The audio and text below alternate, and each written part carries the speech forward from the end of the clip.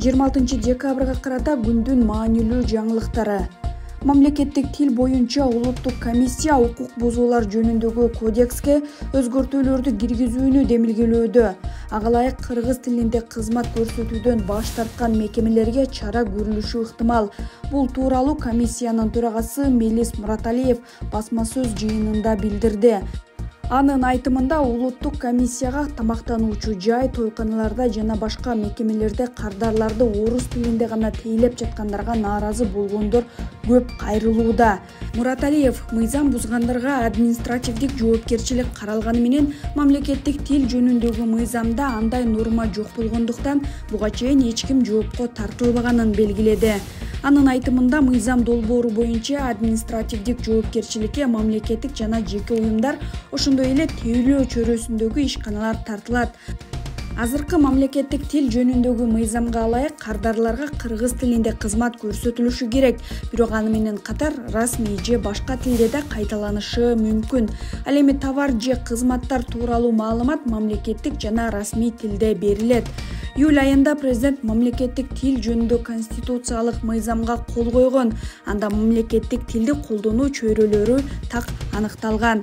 Алсак кыргыз тили мамлекеттик бийлик органдары, жергиликтүү өз алдынча башкаруу органдары жана мамлекеттик ишканалар үчүн жумушчу тил болот.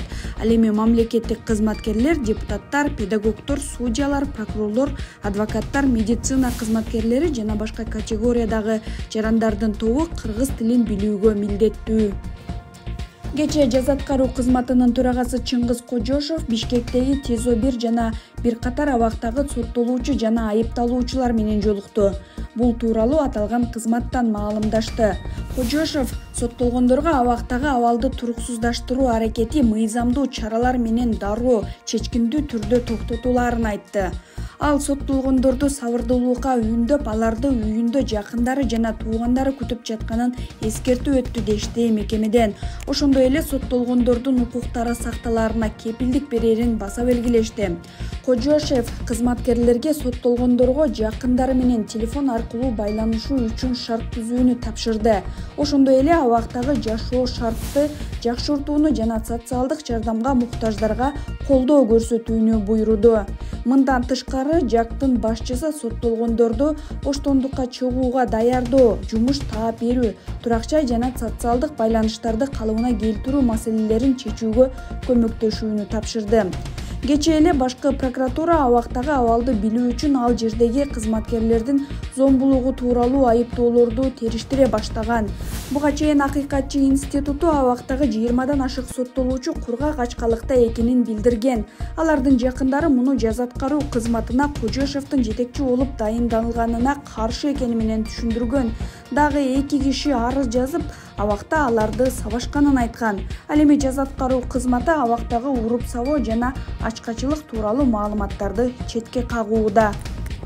Мурда жолдошу менен жашап жүргөндө зомбулукка кабылганын айткан Жылдыз Султанова ал азырда артынан түшүп жайына койбой жатканын билдирди.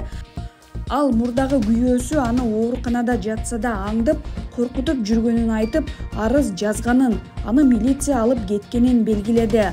Султанова мурда жолдошу уруп сабаганы боюнча укук коргоо органдарына кайрылганын, бирок эч кандай натыйжа болбогонун кошумчалады. Ал далил катары Instagram барагына жолдошу сабагандан кийин тартылган сүрөттөрдү жарыялады.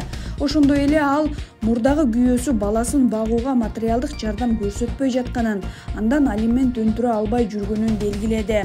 Жыл өткөн сайын өлкөдө үй бүлөлүк зомбулуктан жабыркагандардын саны өсүүдө. Алардын басымдуу бөлүгү аялдар.